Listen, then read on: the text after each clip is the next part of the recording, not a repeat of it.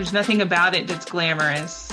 But when it does look glamorous, it's because there was a lot of work that went into it. And yeah, I can make things look better now than I did before, but that's because it's more confidence than it was. And I learned what it was like to start small again. And that in itself is a journey. And it's a journey we all need to do when we forget what it's like to be new at something and to start small. And I've also embarrassing versus empowering. At the beginning, you may be embarrassed, but at the end, you're empowered. Hello, I'm Debbie Shadid, the host of the Life Coach Business Building Podcast.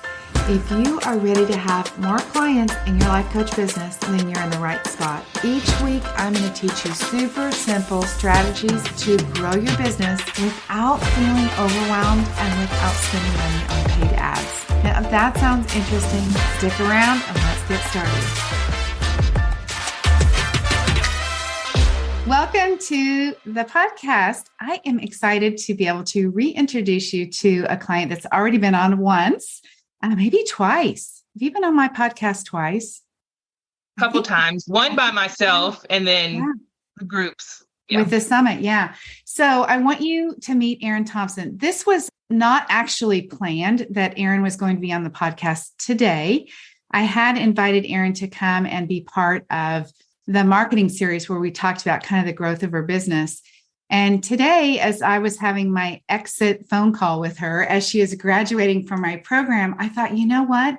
Let's do this as a podcast and let's just have this conversation for everybody that is building their coaching businesses to really be able to listen to what happens as you build a coaching business. So Erin, thank you for being here and for being so willing to share all that's happened for you. So welcome. Thank you. Happy to do it. All right. So let's reintroduce your business to everybody. Tell them who you coach and kind of what your niche is. Well, I'd like to say that I educate, equip, and empower family members caring for their elderly loved ones through the caregiving process, finding what the next step would be, whether it's senior living or helping them have ideas at home or even small financial planning type conversations. And then also for the senior living leaders to be a mentor, support, and a coach of helping them through their career. Like I got an email, somebody who wants to know if I can help them get an executive director job. And so that was neat to do that. So I really just help senior living leaders make it through one of the toughest career fields out there, which is senior living. Yeah, that's right. Well, all right. So we have discussed in a past podcast, we won't go back over it, kind of Erin narrowing down her niche upon my advice, but let's take it kind of from there. You were needing to build a business and you needed a website, you needed your marketing message, you needed to decide how you were going to reach your people. Do you want to sort of share? I think the initial stage would have been branding and website and messaging. Do you want to talk a little bit about that? Yes, you helped me understand what branding was because I don't think I really understood the power of a brand from just the consistency point and understanding why all that is important and then how to make that into all your social media and the emails and all that kind of stuff. And you inspired me to wear clothes with my colors, and I kind of grew into actually that bringing some peace in my life too. And consistency is something that I'm really good at anyways. So I can see where that helps other people with my message as well. And just simple ways to instill trust through your brand, which was important. And then how to use that in the several different tech options that I do. Yeah. So I remember that you were kept saying, I'm not good. I'm not creative, or I'm not I need your help with this. And I kept thinking, well, yes, you are. I mean, the beautiful part about getting your brand done is like the colors are there, the fonts are there. You had a beautiful logo created. And so it's like, we just need to consistently use those. It really was easier than you thought, I think. Yes. I came into the program with a lot of roadblocks, mindset roadblocks. And although I'm not as creative as you, but I am getting there. So I'm proud of that. Yeah, you are. So the first marketing that you did with your business was a podcast. Yes. So do you want to share why a podcast? How did that get started? Give us the details. I loved helping family members that came into my community to help them find and solve their problems. That was just the best part of my job. And I love to listen to podcasts.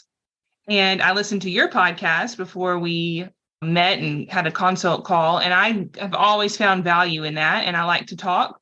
So I said, I'm going to give this a shot. And at that time, I didn't have any kind of visual like YouTube or anything. So it kind of helped me fly under the radar. I could talk and do everything and not have to worry about it being my face or anything like that. And that made me feel like I was just leading a meeting in my community. So it was the most non-invasive form of marketing for me. And I liked it. And I just kept going with it. It did challenge me at the beginning to learn the editing piece. Mm-hmm. And that was my first mindset exercise that you can do hard things, Erin. And it's going to be hard at the very beginning, but you're going to get through it. And I'm glad that I did. So that was my first step of investing in myself and watching lots of YouTube videos. There you go. That's right. So you mentioned one thing, which was mindset. And you also have mentioned like hanging around with life coaches now. I see things differently. One of the pieces that has been part of the program, that the coaching that I offer, is spending time on thinking about business mindset to try to find out. So much comes up about the roadblocks that are preventing you or that will prevent you from having a successful business. Would you, without sharing any details, do you want to make some comments about sort of how the mindset coaching, some of the things that we cleared up might have really helped you in your business? Yes. What held me back inside of corporate America held me back inside being an entrepreneur. And what that was this right here, this little mind of mine. And I was very uncomfortable as an entrepreneur because I didn't have a corporate logo to hide behind or a team to brag upon. I had to brag on myself. I had to do all the things that I've never done before. And I had a lot of confidence issues anyways. And so it was forcing me to see myself differently. And I really fought that at the very beginning, which is a pattern in my life. But I fought that. And through the mindset coaching and actually through seeing other people in the program itself try things and not succeed, but yet learn from them, everything that I was scared of, I was able to reclassify as a rite of passage. And when I changed the fear to a rite of passage, I was able to actually be proud of myself. And each little thing stacked on the other. And I had, a first workshop and one person came and I was just so proud of that. And then the next workshop, no one came, but I was still so proud of that. And then my latest workshop, 6 people came and I'm beyond proud of that. And I'm growing an email list because of it. And it's really more than anything else, it has helped me understand that success is a journey. It is not a destination. And when you can assign your worth and the value that you're desperately looking for through the destination, through the acts to succeed instead of the success, there is so much more joy in that. And more than anything, that is the life-changing business realization that I had and what I'm taking with me to other people that I coach as well. Wow, that's good. Well, you have not mentioned the biggest thing that I, as your coach, I'm so proud of that you did too, which was this speaking engagement that you had. When Erin came to work with me, she said, I'm going to be doing this thing like in 6 months. And I was like, all right, we need to get some stuff together. Like we've got to have a website, you got to have your branding, your messaging. And you said, well, could you help me get all that ready? Yes. But you really did something remarkable. So you created a talk and you spoke. You want to share about that? It's so good. Yeah. So I talked about vulnerability and courage and shame and fear at an Alabama Assisted Living Association, which was filled with my peers and people that I used to work with. And those were, I believe, the biggest hurdles in my life. The shame and the fear part was certainly something that I struggled with, and rejection and all those things. And through this journey, I was able to understand that that is really what was on my heart to share. And I was able to share a very personal speech that resonated heavily with the crowd that I was in. And that speech alone, I believe, propelled respect in my field that I so desperately was looking for. And I was scared of Canva.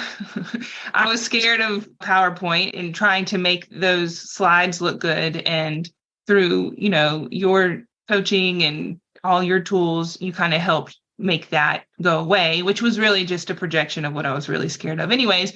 But it helped me understand how important it was. And it was such a important moment for me.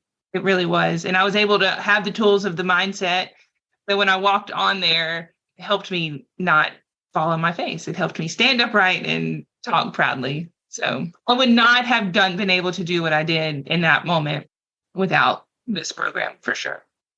Well, and you had all the pieces together. So you had the mindset work that you knew you could tap into to walk out there and, as I always say, have your bratty brain complaining and also have, the person who's in charge up there talking and do it really well because you had practiced and you were prepared, but also just knowing that you had a really professional looking image. You looked amazing. You looked great that day. And just that your brand and all the pieces that went with that collectively really looked like you were a big company. Yeah.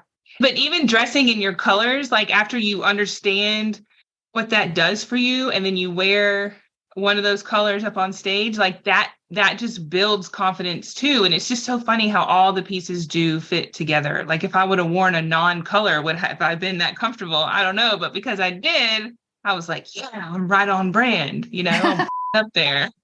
Like that was just a powerful thing for me, It was funny.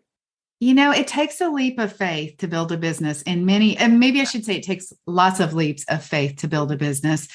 And it takes a leap of faith definitely to hire a coach, particularly the way that I coach, because some of it doesn't really make sense. And as you said, like, why would branding and your personal brand really matter? But the empowerment that you felt from that and knowing how you wanted to show up and how you wanted to represent yourself because you had intentionally decided ahead of time is just really, I'm sure, created confidence for you.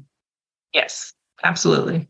It did. So what was your biggest takeaway? I mean, in 6 months' time, we've been together, we've been in our group coaching with a bunch of amazing women. You've had some mindset coaching, you've learned lots and lots and lots of things. You have many pieces put into place in your business. Let's share some of your takeaways from the work that we did together. It's not easy. Being an entrepreneur is not easy. And I think I listened to a lot of people before and thought that it was easy. And I think a lot of people start this and they think that it's easy. And there's a lot of people that had more experience with certain things than I do, but still don't find it easy. So I would have never, ever, ever been able to do the things that I can do now in such a short time, right? Smart people write a check for speed. And that is one thing that you get. You get the speed of knowing how to do things very quickly with all the access to the videos and stuff like that.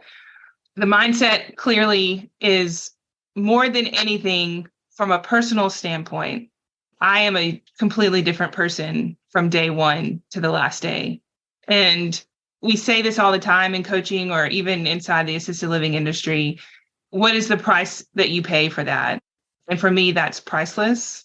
And I was the one who was scared to death of writing the check. Like that was the first time that I ever invested in me. Mm-hmm. And, I would do that again in a heartbeat because of who I was then and who I am now. And there is no price that you can put on the effect that it had from that standpoint. And then obviously the camaraderie of the team and learning from, yes, you have your teacher. And I have always been one who doubted leaders sometimes and teachers and always kind of had that outlier thought process. But when I started and listening to the people who had been in the program for 2 or 3 months and what they were saying, like that gave me the confidence to realize that I have to go out there and get the lumps. It's not glamorous. There's nothing about it that's glamorous. But when it does look glamorous, it's because there was a lot of work that went into it. And yeah, I can make things look better now than I did before, but that's because it's more confidence than it was. And I learned what it was like to start small again. And that in itself is a journey. And it's a journey we all need to do when we forget what it's like to be new at something and to start small. And I've also embarrassing versus empowering. At the beginning, you may be embarrassed, but at the end, you're empowered. There's a lot of business stuff that she can give you. And, I hope I can do that justice. But all the business stuff in the world doesn't change the fact if you're too scared to start small or you're too embarrassed to start small to finish being empowered. And the empowerment gives you the ability to do the things. So.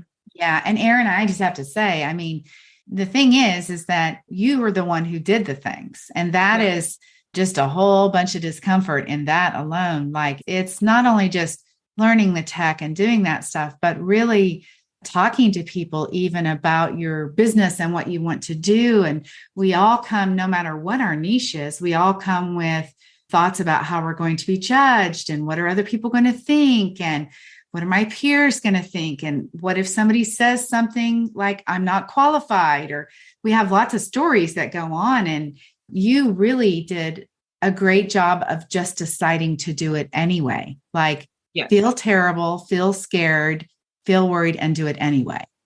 Yes. I like the sentence. It's just a decision. Is that all it is? Yeah.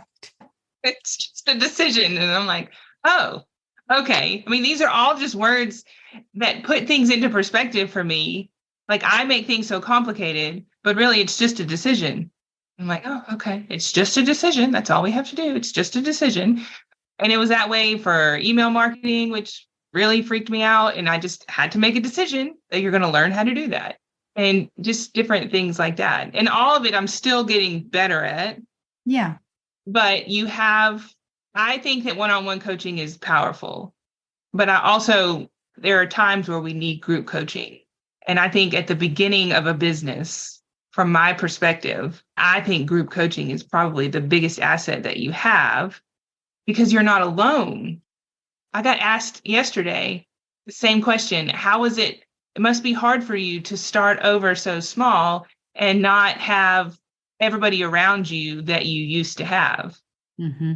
And it's been an adjustment, a big adjustment for me. But what people don't understand is that I did have people around me. Yeah. I did. Just not in your office, just not in the office place that you went to work at. Yeah, but you have community. Oh, yeah. Yeah. And there is something about at the very beginning when your mind is telling you not to do all the things, that you have a community there that's telling you, yes, do all the things. And you actually have people who's farther along than you that you would think is a hindrance to you, but really it's a cheerleader to you because you're like, oh, okay, they're doing it. They're struggling, but they're not dying. Okay, I could probably do that. Okay. So when I get there, I'm going to feel like that. Okay. Oh, I do feel like that. But she did it, so I'm going to do it.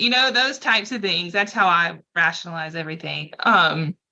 So I believe 100% in group coaching. That's awesome. Well, typically, if we were doing a real exit interview, I would take these last few minutes and really talk about what I see for you in the future. And let's make just a little kind of mini plan of where you're going and what's going to happen.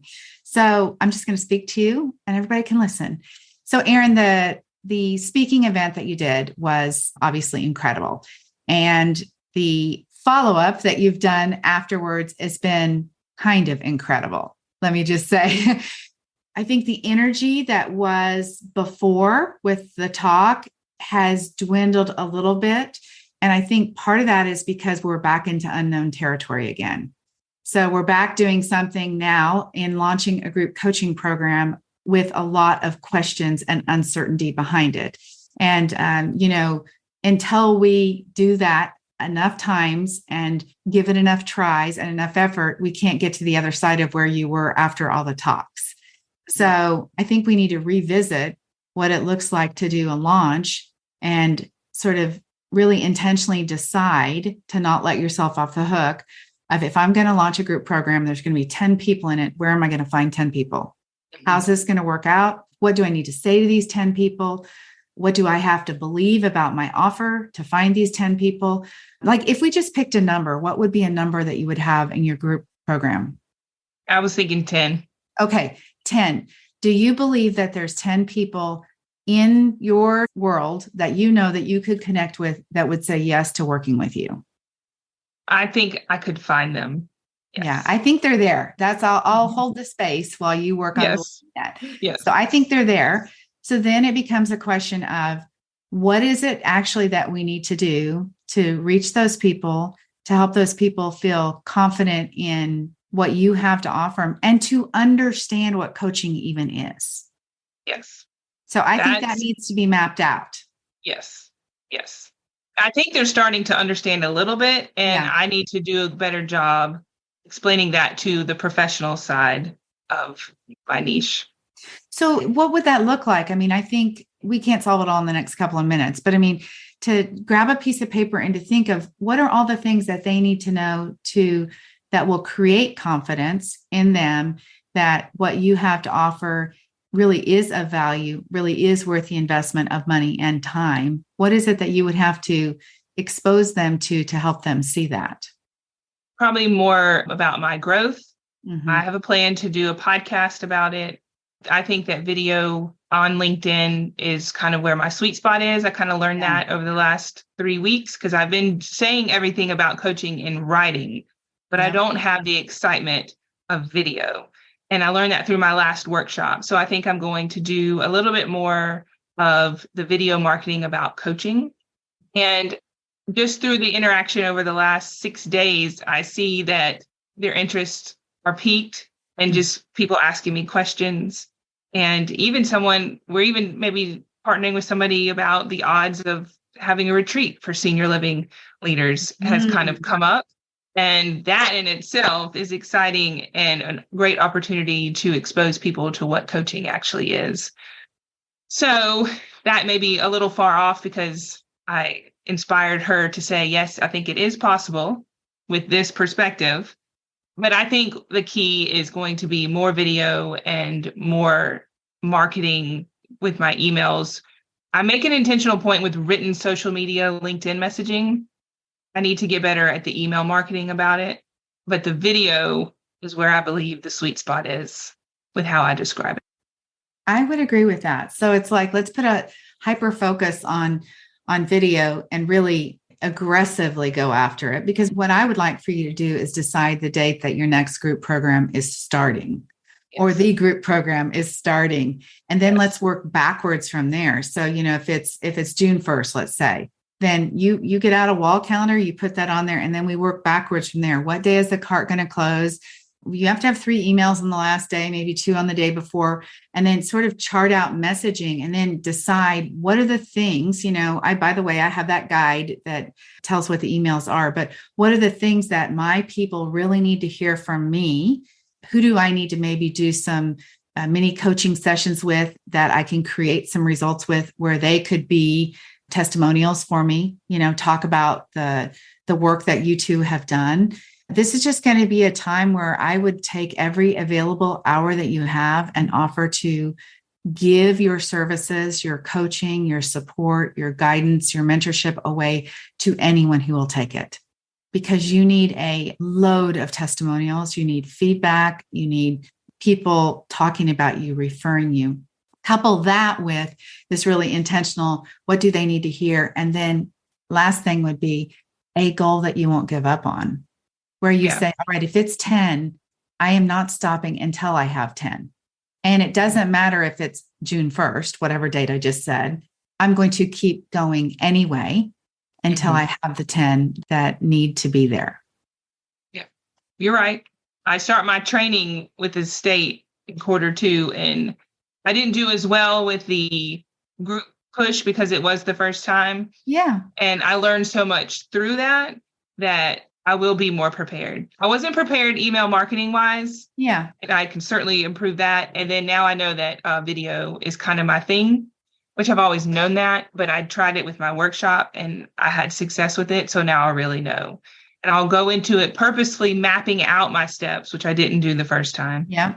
And I think that it will be a much better success for me. And then the icing on the cake is going to be, you're going to have to do your mindset work every day about believing whatever thoughts. You document the thoughts that you can actually believe, that there are 10 people within my reach that will hear what I have to say, that will say yes.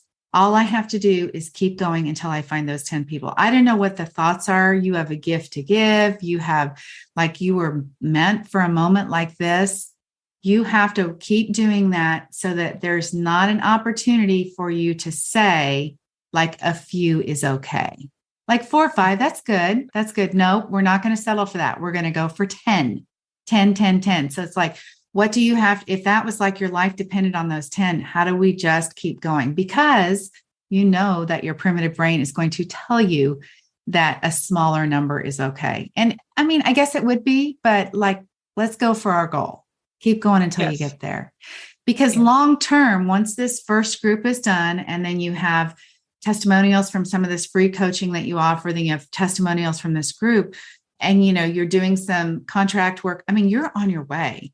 And then it's just a matter of you mapping out for the rest of the year, what speaking events can I do to build my reputation? What other podcasts can I get on to build my reputation? And what's it going to look like as my program continues to roll out? What are going to be the open and close dates? Like, you do a planning session of what the rest of the year is going to look like, all the dates that the groups are going to start, the dates groups are going to end, and you have it all mapped out as if it's happening. Yes. So my goal is going to be the time prioritization. You can't manage time, but you have to prioritize time. And that is where I have lacked, and where I am now, my focus will be, and having it all mapped out. You are correct. So good. All right. I can hardly wait to find out what is happening. I am not going anywhere. Erin, I want you to report to me what you're going to do. Gosh, I hope that you guys who listen to this podcast are inspired. There is so much that can happen in 6 months' time. When you decide to commit, and when you come in and you implement what you've been taught, and you just do it, like, you don't question it, you just do it. You do it whether it's good, B- work, failing, nobody shows up. You just do it, because that is the path to success. You're on your way because you've done all those other things. Absolutely. I cannot wait. What a treat. It's been, honestly, I hate goodbyes, so I won't say goodbye, but it's just honestly been my honor to be able to support you and to coach you. And as I've said before, I'll say it again, you're going to be my big money maker. So proud to have you in my world. Thank you so much. Thank you for leading me to who I am today, because it's very much different than who I was 6 months ago. So thank you very much. So good. All right, guys, have an amazing week. Until next time. Bye-bye. Bye.